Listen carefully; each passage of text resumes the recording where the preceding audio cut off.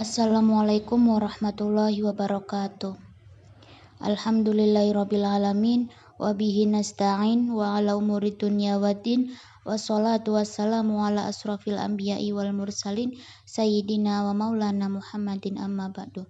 Yang terhormat kepada Bapak Ridho Riyadi selaku dosen pengampu mata kuliah Hadis Tarbawi dan teman-teman semua yang berbahagia. Saya sebagai moderator dari kelompok 8 akan memaparkan hasil diskusi kami dengan materi etika siswa terhadap guru.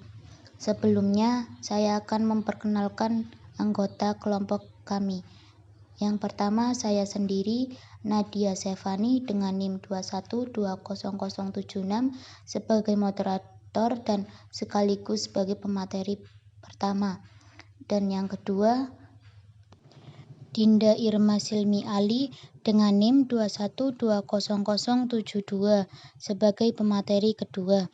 Dan yang ketiga ada Anissa Oktaviani Abha dengan NIM 2120303 sebagai pemateri ketiga.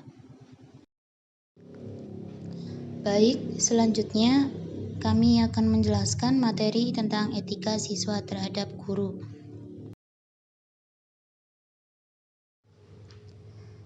Pengertian etika.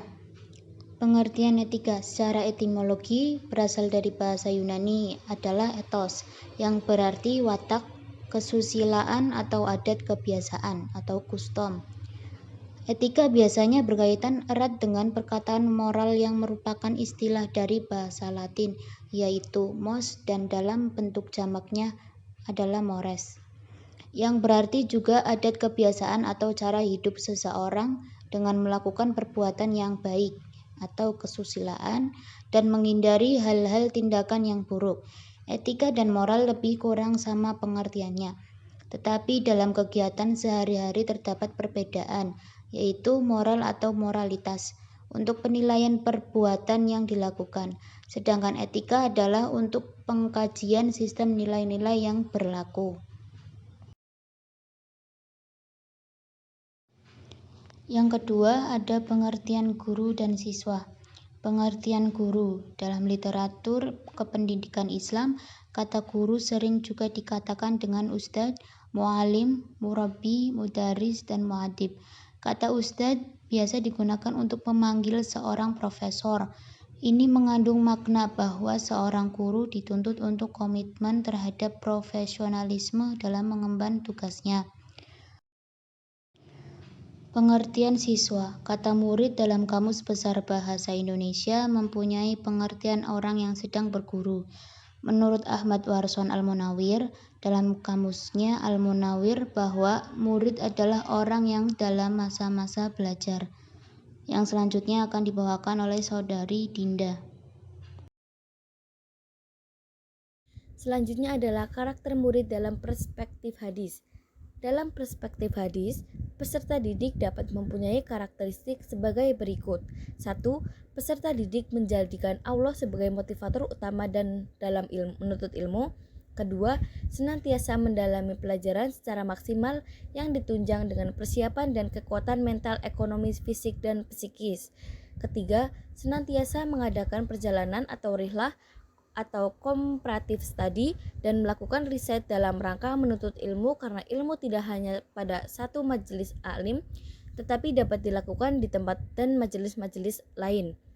Keempat, memiliki tanggung jawab. Artinya dari Abu Hurairah radhiyallahu an, ia berkata, Rasulullah Shallallahu alaihi wasallam telah bersabda, barang siapa yang ditanyai suatu ilmu pengetahuan tetapi ia menyembunyikannya, maka Allah akan menyediakan bagiannya kekangan dari api neraka di hari kiamat.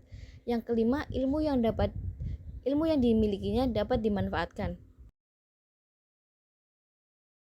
Selanjutnya adalah tugas dan tanggung jawab murid. Tugas dan tanggung jawab murid dalam perspektif hadis sebagai berikut.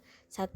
Dalam menuntut ilmu, mengutamakan ilmu yang paling besar kemaslahatannya untuk dirinya dan umat di dunia dan di akhirat.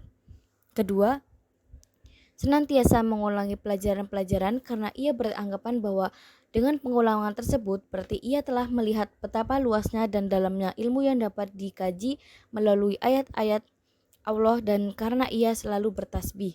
Ketiga, mengadakan riset sebagai tindak lanjut dari proses belajar. Keempat, mengajarkan kembali ilmu yang telah diperolehnya kepada orang lain.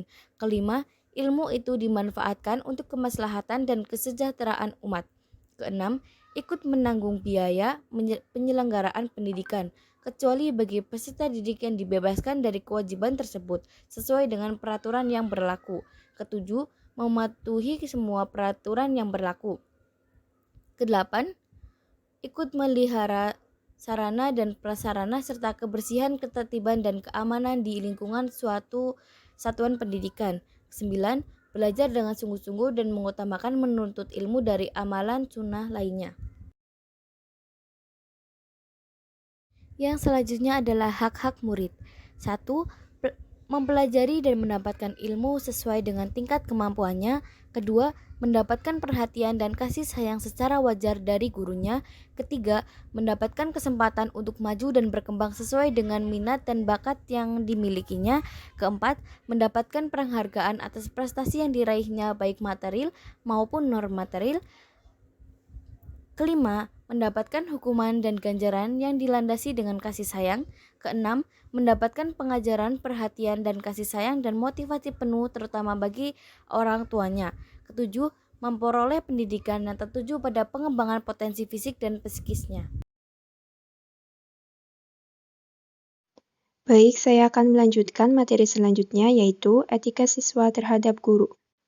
Yang pertama, hendaklah murid menghormati guru, memuliakan, serta mengagungkannya karena Allah, dan berdaya upaya pada menyenangkan hati guru dengan cara yang baik.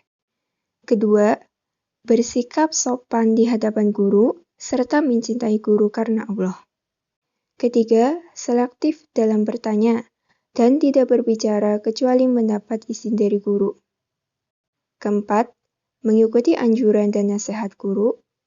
Kelima, bila berbeda pendapat dengan guru, berdiskusi atau berdebat, lakukanlah dengan cara yang baik.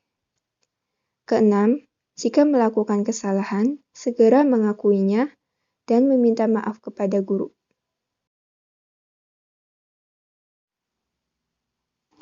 Baik, selanjutnya yaitu hadis tentang etika siswa terhadap guru. Laisa minna man lam yujilla kabirona wa yarham sohirona wa ya'rif li'alimina. Yang artinya, tidak termasuk golongan kami, orang yang tidak memuliakan yang lebih tua dan menyayangi yang lebih muda, serta yang tidak mengerti hak orang yang berilmu agar diutamakan pandangannya. Hadis riwayat Ahmad.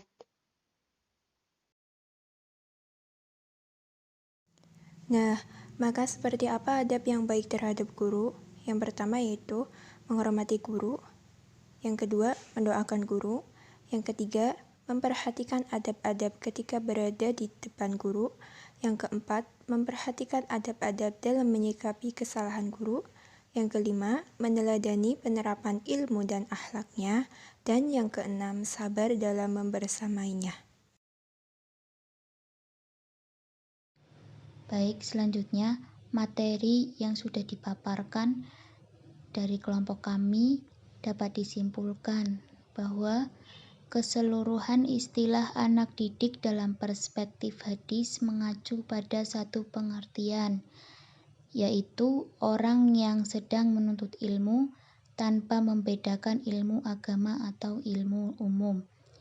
Karakteristik peserta didik dalam perspektif hadis adalah peserta didik menjadikan Allah sebagai motivator utama dalam menuntut ilmu, mendalami pelajaran secara maksimal, mengadakan perjalanan atau rihlah komparatif studi, dan melakukan riset, bertanggung jawab mengerjakan ilmunya kepada orang lain, dan ilmu itu harus dimanfaatkan untuk kemaslahatan umat dan agama.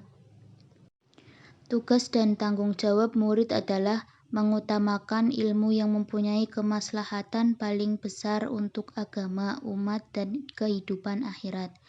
Mengurangi pelajaran ikut bertanggung jawab pada pendanaan pendidikan jika ia mampu, mematuhi peraturan yang berlaku, mengutamakan menuntut ilmu daripada amalan sunnah lainnya, dan lain-lain. Sekian pemaparan hasil diskusi dari kelompok kami. Kurang lebihnya mohon maaf apabila ada kata-kata yang salah. Wabillahi taufik walhidayah. Wassalamualaikum warahmatullahi wabarakatuh.